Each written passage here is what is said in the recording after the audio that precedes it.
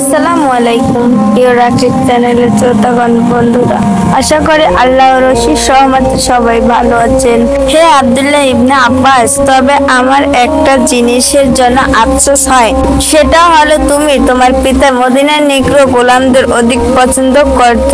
আর তিনি একদা বলার কারণ হলো সাহাবায়ে কেরামের মাঝে হযরত আব্বাস রাদিয়াল্লাহু তাআলা সবচেয়ে বেশি গোলামের অধিকারী ছিলেন। ইবনে আব্বাস রাদিয়াল্লাহু তাআলা একথা শুনে হযরত ওমর রাদিয়াল্লাহু তাআলাকে বলেন, আমি সমস্ত গোলামকে হত্যা করে দেব। কিন্তু ওমর রাদিয়াল্লাহু তাআলা বলেন, হে ইবনে আব্বাস, তুমি ভুল বললে, কারণ তারা তোমাদের ভাষায় কথা বলে। তাছাড়া তাদের মাঝে অনেকেই রয়েছে যারা তোমাদের হজ আদায় করে, তোমাদের কিবলার দিকে অভিমুখী হয়ে নামাজ আদায় করে। তাই কিভাবে তাদেরকে হত্যা করা যেতে পারে? ওমর ইবনে মাইমুন রাদিয়াল্লাহু তাআলা বলেন, সমস্ত আলাপ আলোচনার পর ওমর রাদিয়াল্লাহু তাআলাকে বাড়িতে নিয়ে যাওয়া হলো। সাথে আমরা তার বাড়িতে গেলাম। হযরত ওমর রাদিয়াল্লাহু তাআলা বাড়িতে গিয়ে বললেন, আমার মনে হচ্ছে ইতিপূর্বে মুসলমানেরা এ ধরনের বিপদের সম্মুখীন হয়নি, কারণ তিনি গুরুতর আহত ছিল, যার কারণে সমস্ত মানুষ পেরেশান হয়ে পড়ল। তবে তাদের মধ্য হতে একজন বলল, আমার মনে হচ্ছে তার কোনো বিপদ হবে না, তিনি সুস্থ হয়ে যাবেন। একথা শুনে অন্য একজন বলল, আমার মনে হচ্ছে আমরা তার ব্যাপারে আশঙ্কা মুক্ত নই। কিছুক্ষণ পর পান করার জন্য তার সামনে শরবত নিয়ে আসা হলো। তিনি তা পান করলেন, কিন্তু তা তার উদর থেকে বের হয়ে গেল। আবার দুধ আনা হলো এবং তিনি তাও পান করলেন, তাও তার উদর হয়ে বের হয়ে গেল। ফলে লোকেরা বুঝতে পারলো তার মৃত্যু অবধারিত। ওমর বিন মাইমুন রাদিয়াল্লাহু তাআলা বললেন, অতঃপর আমরা কয়েকজন তার সাথে একান্ত মিলিত হলাম এবং কিছুক্ষণ তার সাথে কথা বললাম। তারপর আরো কিছু মানুষ উপস্থিত হলো এবং তার প্রশংসা করতে লাগলো। তাদের মধ্যে একটি যুবক বলতে লাগলো, হে আমিরুল মুমিনিন, আপনি আল্লাহর পক্ষ থেকে সুসংবাদ গ্রহণ করুন, কারণ আপনি তো রাসূল সাল্লাল্লাহু আলাইহি সাল্লাম এর সান্নিধ্য লাভ করেছেন এবং আমার জানা মতে আপনি সর্বোপরি ইসলামের গ্রহণকারীদের মধ্যে রয়েছেন। তারপর রাসূল সাল্লাল্লাহু আলাইহি সাল্লামের ইন্তেকালের পর হযরত আবু বকর রাদিয়াল্লাহু তাআলা ইন্তেকালের পর আপনি রাষ্ট্র পরিচালনার দায়িত্ব পেয়েছেন এবং ইনসাফ ও ন্যায় প্রতিষ্ঠা করেছেন। তারপর আপনি মৃত্যুর সময় আল্লাহর রাস্তায় শাহাদাত বরণ করতে যাচ্ছেন। একথা শোনার পর তিনি বললেন, আমি আশা করেছি জীবনে আমি যা করেছি তা আমার জন্য যথেষ্ট হবে।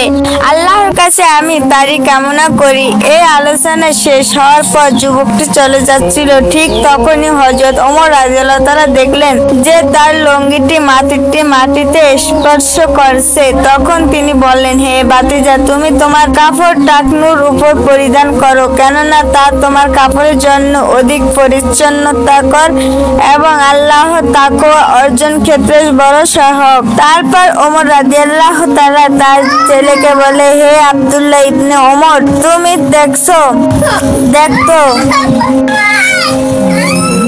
তুমি দেখো তো আমার কাছে মানুষের কত টাকা পাওনা আছে। তখন তিনি উপস্থিত সকলকে নিয়ে হিসাব করে দেখলেন প্রায় ৮৬,০০০ টাকা পাওনা আছে।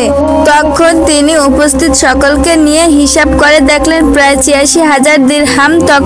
তখন ওমর রাদিয়াল্লাহু তাআলা শুনে বললেন, যদি আমার সম্পদ দ্বারা তা আদায় করা সম্ভব হয় তাহলে এই সম্পদ দ্বারাই তো তা আদায় করে দাও। আর যদি আমার সম্পদের জন্য যথেষ্ট না হয় তাহলে আমি আদি ইবনুল খিয়ার গোত্রের নিকট যাবে। তারপর যদি তাদের মাল দ্বারা আদায় করা সম্ভব না হয় তাহলে কুরাইশদের থেকে সহযোগিতা নেবে। উল্লেখিত ব্যক্তিরা ব্যতীত অন্য নিকট চাইবে না, বরং পরবর্তী তুমি আমার পক্ষ থেকে তা আদায় করতে চেষ্টা করবে। আমি এটাই কামনা করি। হে আমার বংশ, তুমি আয়েশা রাদিয়াল্লাহু তাআলার কাছে গিয়ে বলো, ওমর রাদিয়াল্লাহু তাআলা আপনার কাছে সালাম পাঠিয়েছেন, তবে তুমি আমিরুল মুমিনিন বলবেন না, কারণ এই অবস্থায় আমি রাষ্ট্রের দায়িত্বের ওপর বহাল থাকছি না, কেননা আমার মৃত্যু অবধারিত।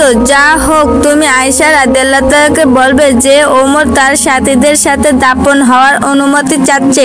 এরপর তিনি আয়েশা রাদিয়াল্লাহু তাআলাকে এর নিকট উপস্থিত হয়ে তাকে সালাম জানালেন এবং তিনি ভিতরে যাওয়ার অনুমতি চাইলেন। তিনি ভিতরে প্রবেশ করে দেখলেন যে আয়েশা রাদিয়াল্লাহু তাআলা বসে বসে কাঁদছেন। আব্দুল্লাহ ইবনে ওমর রাদিয়াল্লাহু তাআলা তাকে বললেন, আমার বাবা আপনার কাছে সালাম পাঠিয়েছেন, এই মর্মে আবেদন করছে যে তিনি তার সাথীদ্বয়ের সাথে সমাহিত হওয়ার আশা রাখছেন। এই কথা শোনার পর তিনি বললেন, আমি এই স্থানটি আমার জন্য নির্বাচন করেছিলাম, কিন্তু আজ আমি তাকে আমার উপর প্রাধান্য দিলাম। তুমি নিশ্চিন্তে ফিরে যাও। এই কথা মতে এখানে তার সমাধি হবে।